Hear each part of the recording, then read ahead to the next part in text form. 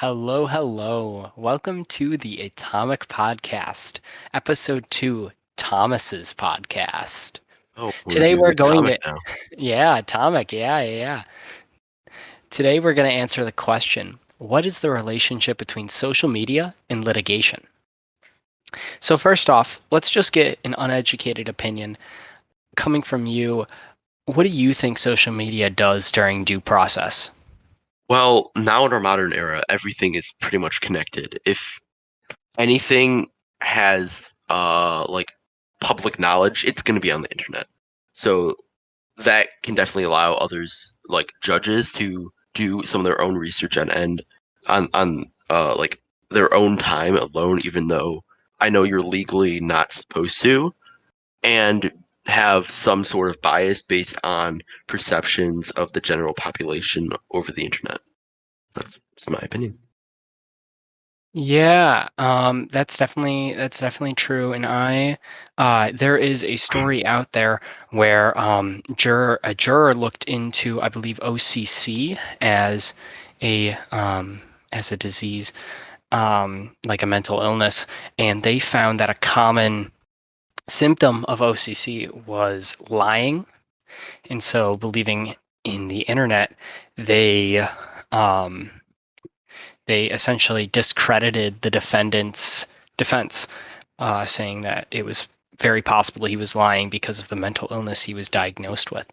So I think that's definitely true, is that jurors and judges can do their own research because the internet's so accessible.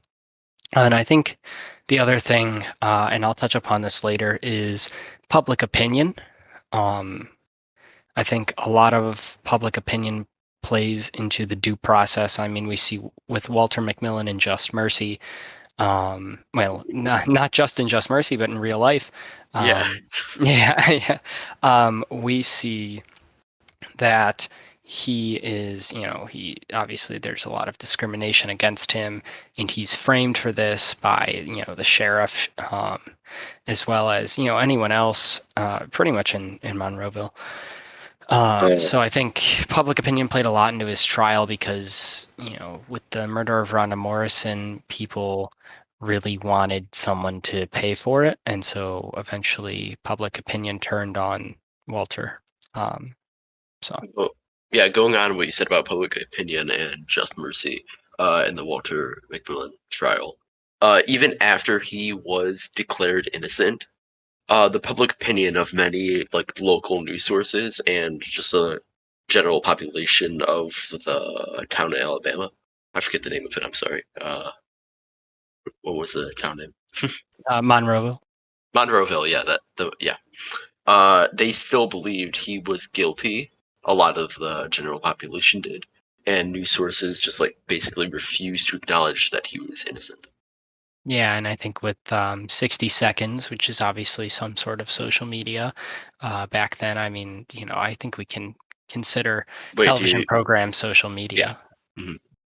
Um, And I think 60 Seconds changed public opinion, and that drastically Oh yeah, changed, definitely, yeah, definitely. how Walter was perceived in the public eye, which then, of course, affected his trial. So I think very good first opinion from you. Um, and we'll move on. So, All right. do you see an ethical or moral conflict with lawyers friending people or following people, like judges, jurors, and defendants? Of course I do. That's bias in court. Having a personal relationship with someone in court will definitely skew your opinion. Give probably giving an unjust evaluation for what should be done with the criminal. It just should not be allowed in a court to friend a judge to uh, in order to get a favorable sentence. Yeah, I think that's something I entirely agree with. That's what the research supports. A lot of people have private social media accounts, Mm. and only friends can gain access to these accounts. Um, Oh, so yeah, so that's That's that's kind of an unfair advantage gained. I'm trying to find my source here, but there was a trial where someone was advised in their social media to close down their media and private their account to and anyone that really could have access that could provide it to a lawyer. And there was one woman that uh, did have access to this information, printed it all out to her lawyer, to the prosecution specifically. And this woman was convicted because it was proven that she hated children.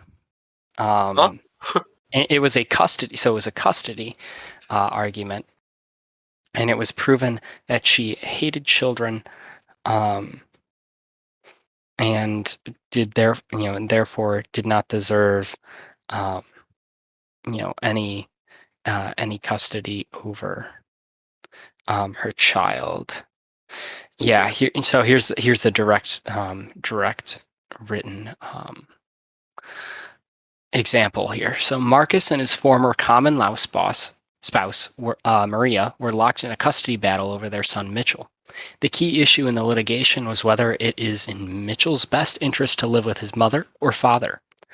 Although Maria was well advised before the start of litigation that she should check her privacy settings, she made a blunder in reviewing her list of contacts and failed to restrict access by Marcus's sister Agnes to her Facebook page. Mistakenly believing that she had secured her social media presence, Maria was less guarded with her posts than she should have been. Upon being retained, Marcus's attorney learned that Agnes still had access to Maria's Facebook page and asked her to print all of Maria's online posts since her split with Marcus, which she then used to determine that Maria hated kids and was actively using illegal drugs and had also been kicked out of a nightclub for her intoxicated behavior and was planning to move out of state in the near future, and she had not disclosed that to the court and or Mitchell. Wow. So yeah, this is a source written by Andy Radhakant and Matthew Diskin, How Social Media Are Transforming Litigation. Yes, that's right. How social media are transforming litigation, not how social media is, which I thought was an odd title choice anyways. Hmm. Yeah. So I think Um. that's definitely something we see. Yeah. That. Wow. I honestly, I believe that during court ruling, the attorneys and judges should just like completely go silent from social media unless it is part of an evidence in the trial. They should just go silent from social media in order to not get the general opinion and become biased on what their decisions are in court. Yeah, that's definitely something. And I think um, I'm another sorry, thing I with I just kind of went off the no, path. that's totally All fine. right, yeah. Um, I'd also like to mention another thing with friending. This in terms of jurors. Um, so I'd like to read a little excerpt about um, a trial. I believe it was, yes, the State versus Dixon, which was a huge embezzlement charge trial against the Baltimore mayor. Her lawyers moved for a new trial after learning that 5 jurors communicated amongst themselves during the trial through Facebook. The jurors became friends on Facebook and engaged in online conversations throughout the trial. Some posts, such as "Hi James, ready for round? Oh, I lost count," seem innocuous, um, but others appeared less so. A non-juror, so this is someone coming from outside of the trial, just a random, person that's able to judge what's going on with the trial. So a non-juror named Al added the comment "not guilty" to an online conversation on one juror's Facebook page when the jury had not yet reached the verdict. The juror or later responded, "No, Al, guilty as hell. Sorry." So these people became known as the Facebook Five, and you know, they Yeah, the motion for a new trial was dropped, however, after the mayor, went for a plea bargain. But I think it's still just entirely just uncalled for that these Guilty. people. Yeah, no, I mean, I have yeah, to say, he has very strong voice on Facebook. yeah, that's what I must say. This was one guy comments, "Oh, not guilty," and then shooting back with, "No, they're Nope. guilty as all get Nope. out." Guilty as hell. Yeah, and it's still absolutely terrible that that can happen in the first place. So I think there's definitely an ethical and moral conflict with lawyers friending judges, jurors, and defendants, but Mm-hmm. With jurors also friending, yeah, with other jurors, yeah, yeah, because a jury selection should be completely unbiased in the selection of them. They should not have any relation to each other yeah, whatsoever in because and they should come from like different walks or areas of life, like different races, different upbringings, just to bring in as many different opinions as possible. That's yeah, just my personal opinion. yeah, yeah. No, that's definitely something true. Mhm. I just wanted to real quickly mention that article I was getting this information from was called "Preventing the Google Mistrial: The Challenge Posed by Jurors Who Use the Internet and Social Media," written by Frank J. Mastro. Um, so we'll do a quick follow up. Similarly, do you think it's fair for prosecution and defense attorneys to use information from a defendant's private social media account or accounts to help them achieve the verdict they want? I do think it's fair for Yeah, if the defendant puts it out there of what he's doing, then he that should be able to be used as evidence. If other sources, such as like if this person writes a letter to someone else, or if a person if someone writes if the defendant writes a letter to someone else and it has incriminating evidence against them, then that can be used as evidence. The same should go for social media in this time. It's the same as sending a letter. yeah, And yeah. yeah. I think that's definitely true. I've actually while you were talking, I did find a source actually to support your side of the argument here. Um, I'm trying to figure out when this is from, but I can't necessarily figure it out. But some time ago, um, there was actually um, there was no real rules for e-discovery. So direct quote here. In general, there are no special rules for discoverable content within social media. Like e-discovery rules in general, whether social media content is discoverable depends on general standards of reasonableness, so long as as the applicable civil rules otherwise permit such discoveries.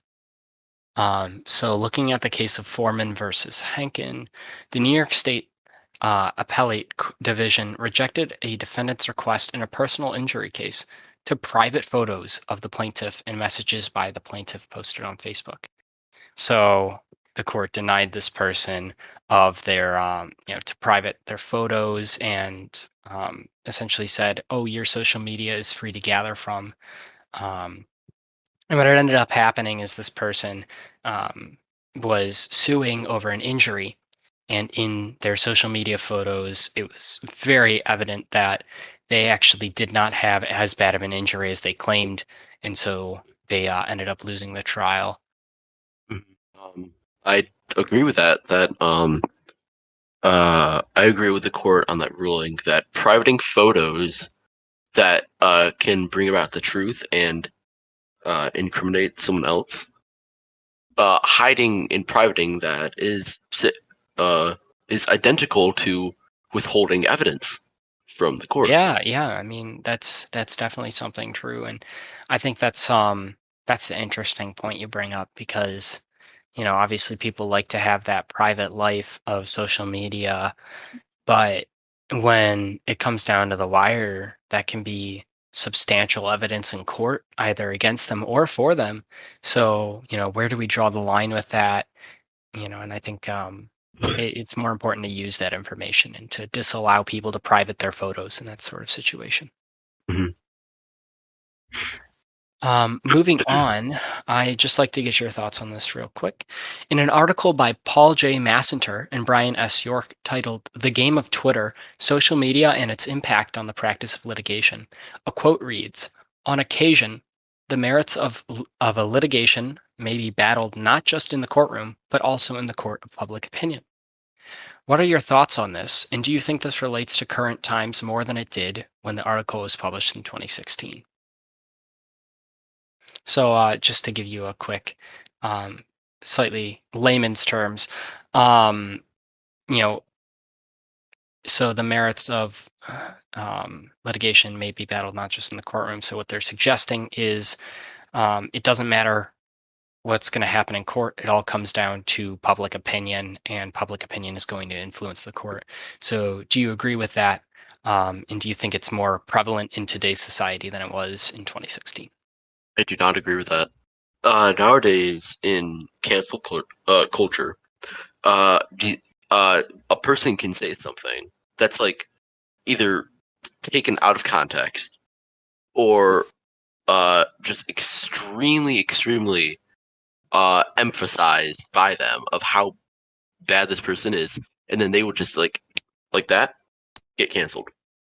They they Okay. will be bombarded by harassment. Public opinion of them will go so far down. So public opinion should not be brought into a courtroom. A Yeah, mob so would yeah. So you mob. don't think it's fair for that to be battled in the court of public opinion. You think it should only be limited to the courtroom, but that's not Hmm. always how it pans out. Yeah, that's not how it pans out. That's And I why I believe that during the trial process, judges, jurors, and attorneys should just stay out of social media altogether to try to keep a fair and unbiased trial. interesting, interesting. Um, there is actually a rule, if I can find it. Yes. So, Model Rule 3.6a provides that, and I'm only taking a bit of this here, that if someone is slandered or if there is a lot of public opinion that's against them, a reasonable lawyer, which that definition is ambiguous, um, you know, can only disclose as much information about their defendant as is necessary to mitigate the publicity. So, if public opinion is against this person, the lawyer cannot do anything to get their defendant to be liked in public opinion. They can only do so much as to get the world around this defendant to be neutral, which I think is really Ah, interesting. I think it's great that courts are pushing for that neutrality. They're not having lawyers be, you know, the spokesperson for the defendant. They're only having yeah. them try and get a fair trial. Um, Hmm. so, and to answer that second part, I think you mentioned it with cancel culture. It's definitely more prevalent, and I think this, this public opinion thing definitely relates more to nowadays than it does in 2016. I mean, it's only been what, wow, 5 years, and Five a lot years. has changed. Yeah, Yeah. a lot has changed with cancel culture, and that's actually a part of our next question here. Wait. If you don't mind me asking, what's your opinion on this? So I think first off, I think I think it's not okay to have something battled in the court of public opinion if indeed the trial is fair. But I think with the with George Floyd and Derek Chauvin, and all of this drama that's very very recent. I mean, we're coming up on the 1 year anniversary of George Floyd's death. And what I'm seeing is that, public opinion really helped save the image of this man who was unfairly killed. Now, I'm not saying he was necessarily a role model. They did, I believe, find fentanyl in his system. So he Yes. was a drug user, but he was unfairly killed by Minnesotan, or not Minnesota, but he was killed unfairly by Derek Chauvin. And I think if public opinion didn't weigh in this sort of situation, we probably would have seen Chauvin get away with this, just because the court system obviously has some inherent issues. So, on occasion, I still don't think it's okay, but there are situations, like in a perfect world, obviously public opinion shouldn't weigh into it, but we don't live Mhm. in a perfect world. So I think actually, on occasion, it is okay, if Yeah, it's really going to be an unjust scenario. yeah. I was speaking on half of a perfect world, and you just made me realize that yeah, we do need the public opinion Yeah, sometimes. I think it's a tough it's a real Yeah, tough question. It's because really one to of get you thinking. corruption in just the law system currently, can really just like prevent fair trials from coming to light, and uh, that will cause a need for public opinion to come into play. Yeah, yeah. Um, all right, just, you mentioned cancel culture, so I actually do have a question based around that because I think it's something important in modern society. So a modern topic here, what do you think the effects of cancel culture are in terms of public relations? And do you think it's possible cancel culture will be used to affect due process and litigation in the future? Um, on the first part of that question, what do you think the effects of cancel culture are in terms of public relations? I believe it plays a massive part of it. Um, Online, nothing is really safe. You can't really, if you delete something online, there's gonna be at least part of it online still, because from such websites as the Wayback Machine, you can actually bring back deleted stuff on the internet, such as websites and posts. All right. Um, Well, that's so, it's a good thing to mention. I'll have to mhm. be looking And into your Snapchat history. Just make sure you've never said anything bad about me. Thanks for mentioning that. you don't have to do that. Oh, okay. Oh, Uh, all right. yeah. No, but I think you've definitely got a point there. Everything on the Yeah, internet really stays in the long term. yeah, and culture is a big part of it because they really bring to light sometimes uh, problems with just online celebrities or pretty much just anyone.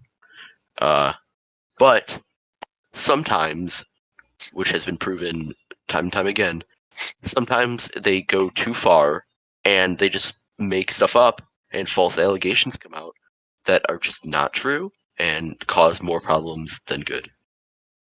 Yeah, I think we've seen stuff like that. Especially, Twitter is obviously a very big social media platform in our age.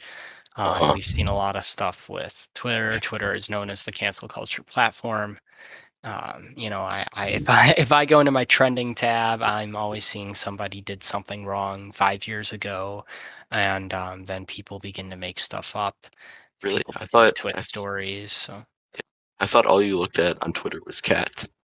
it's mostly cats. I like to I like to avoid that trending tab, but eventually it tempts me after Yeah, looking through so many cat photos. and I don't- cancel culture also has like a big impact on politics too, which yeah, Yeah, that's not that's another story. we're seeing that now with a huge movement to cancel culture, um, Uh, yeah, we and yeah, and politics too with like Trump, who constantly tweeted on Twitter, is pretty much direct words from the president, and yeah, yeah, it does cause controversy and division in the country. hmm yeah. We Mhm. we we are seeing With Twitter that as a platform to um, tear people's lives apart. I mean, that may be a bit former dramatic, but former yeah. yeah former President Donald Trump Twitter. hmm Yeah, I mean that was a huge That was issue huge. Yeah. surrounding January 6th, the insurrection that did happen at the White Hmm. House. Um, so this may be veering a little off course. Yeah, Um, but but no, no, no, that's I actually am it's going good. to ask It's good. another question. Just take us off on this tangent. With cancel culture, how do you think that plays into people's lives. Like, what are we seeing? Do you think it's causing any issues for people? Um, do you think that cancel culture is radicalizing people in our age because either something is very bad or it's very good? Um, what do you think about that? I think it's both a problem and it can be good. It's a problem because a lot of people believe that the internet can be fully anonymous, but that's not necessarily true. It's not fully anonymous.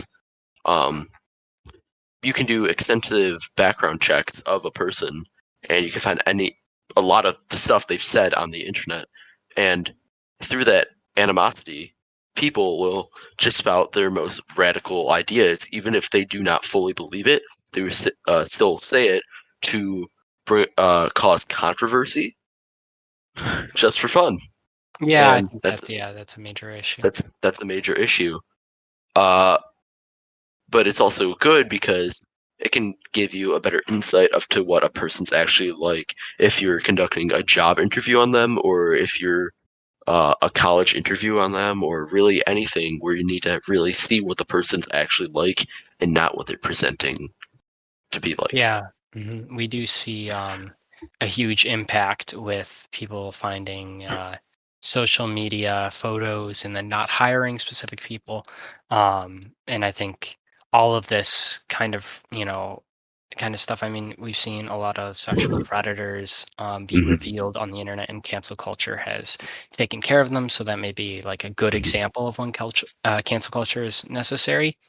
And I Yeah, think that such as popular YouTuber and internet celebrity EDP 445. Who Mrs. Hogan, I do not recommend searching up because his humor is a little bit immature and but he was revealed to be a predator. Yeah, and we saw that as well with the case of popular Twitch streamer Fedmeister, who Hmm. was originally, so there's this idea of calling in and calling out, where you have a private conversation with someone about, terrible behavior that they've had, and that's calling in. Whereas calling out is doing it on a public platform so the public can rally behind you. And I think that, calling out has now turned into cancel culture most of the time. And Fed was canceled on Twitter and has not had a platform for a very long time now.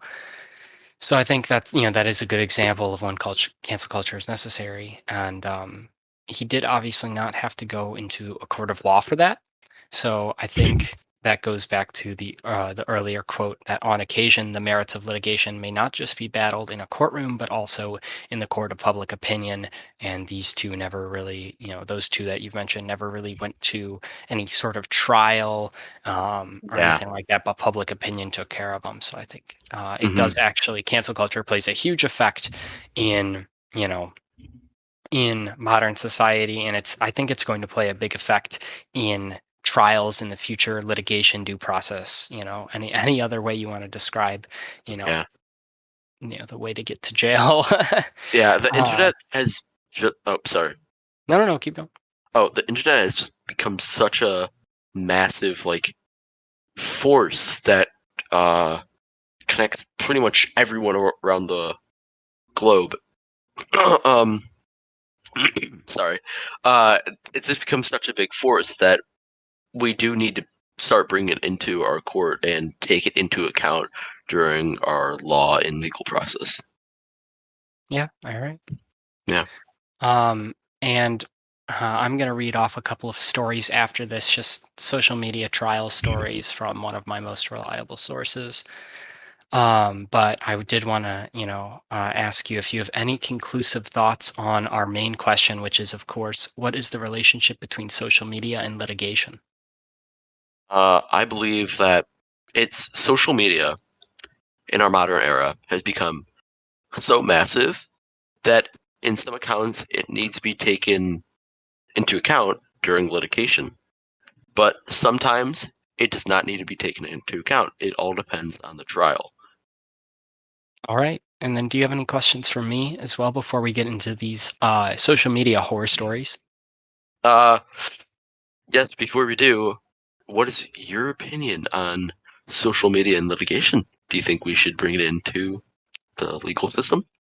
Social media. Um, just wrapping up all the questions I've posed to you, I'd say social media plays a massive part, and the relationship is um, often a it's often well, I can't say it's necessarily a good or bad force. I mean, there's really there's a lot of toxicity with social media in terms of litigation, and there's a lot of good that it's doing, such as exposing evidence and in courts where it's someone getting sued and they just want money because they tripped in front of a McDonald's and they're found out to not have injuries. That's a good thing. They're trying to steal money from someone, and maybe not in the case of McDonald's. Maybe, some people would prefer McDonald's to not have as much money or whatever, but on smaller scale, um, I think social media is good in that case, but it can also be really bad because of that public opinion. It can affect the way a trial goes. I mean, with McMillan, I mean, his life was ruined by public opinion in Monroeville. So um, it plays a lot in old media, new media, social media, especially. They have this huge effect in this relationship that is sometimes toxic, sometimes good. It's really a frenemies type of relationship is how I'd sum it up in just one word: frenemies. All right, now let's get into some horror stories. Yeah, I this is exactly, and I was about to quote this, and then I just realized I could leave it for a little bit later when I talked about people um suing others and getting money. I want to talk about uh, now I'm not sure how to pronounce this name. I'm going to try my best. Dial versus Wright. Um, in this case, the losing party in Fayetteville, Arkansas, a civil case sought a new trial after discovering a juror posted 8 tweets via his cell phone, Twitter, of Oh, course. One of the jurors' posts boasted that he just gave away $12 million of someone else's money. Another oh, warrant. Yeah, I know, right? This guy is so happy that, he obviously biased, gave away someone's $12 million. And then another one of his tweets warned, "Oh, and nobody buys Stone Holdings. It's bad mojo, and they'll probably cease to exist now that their wallet is $12 million lighter." So first off, huge breach. You cannot talk about the trial like that. That exactly. is that is just terrible, and it's right that the losing defendant filed an appeal. Um, Another one, the United States versus Fumo, I believe, during jury deliberations in a 4-month-long political corruption trial in federal court in Philadelphia. So this has got obviously a lot of weight on it. Defense attorneys discovered that a juror was posting updates on Facebook, such as "Today was much better than expected, and tomorrow looks promising too." And Oh, "Stay tuned for the big announcement on Monday." you can't do that. Just can't do that.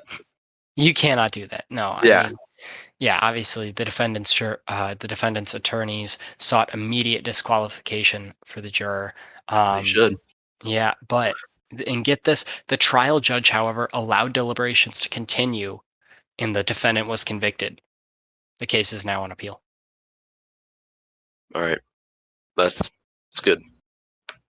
It's good Yeah, it's an appeal right now, but I mean, it's a that shame should that he never was happen ever. convicted. Yeah. Especially we see, that guy's probably not going to be getting a job anywhere anytime soon if he was convicted of a crime. Yeah. And this is actually outside of the United States. Um, wow. Okay. Juror communication through social media is not a phenomenon limited to the United States. In Lancashire, England, a woman was dismissed from a criminal jury after a court official received an anonymous tip that the juror had posted details of the child abduction and sexual assault case on Facebook and invited her friends to help her decide the guilt or innocence of the accused. I What? don't I know, right? The exact post was, "I don't know which way to go, so I'm holding a poll." A poll.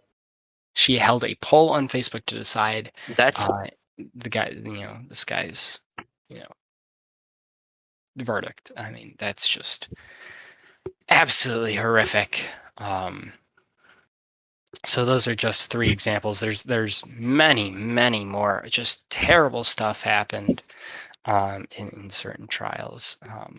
And now all of these were coming from, again, that preventing the Google mistrial, the challenge posed by jurors who use the internet and social media by Frank J. Mastro. So with that, I think we'll wrap it up. I think we had some good discussions. I do. Frenemies was the final decision from me on the relationship between social media and litigation. Hmm. Is there any final thing you'd say? I agree with what you say, frenemies. That we have to have it sometimes. We don't need to All have it right. sometimes, and it's kind of like a double-edged sword. Yeah, definitely a double-edged sword. Right. Um, all righty. I think with that, we'll wrap it up. Right. This was a good conversation. We got a Should lot we done. thank our sponsors? Thank you. Like, Yeah, of course. You know, let me put on my blade. We'd like to thank our sponsors today for their generous donation, specifically of time, because our sponsors are, of course, ourselves. So huge shout out to you, Alex, hmm and huge Huge shout shout out out to to myself. you. Oh wait, Yeah, we for have to give our just for final shout out to the Discord bot who's recording this. Thank you, Craig Bot. yeah. Thank you, Craigbot, for Hmm. recording this podcast. Thank you. All right, All right. thanks everyone. Thank you.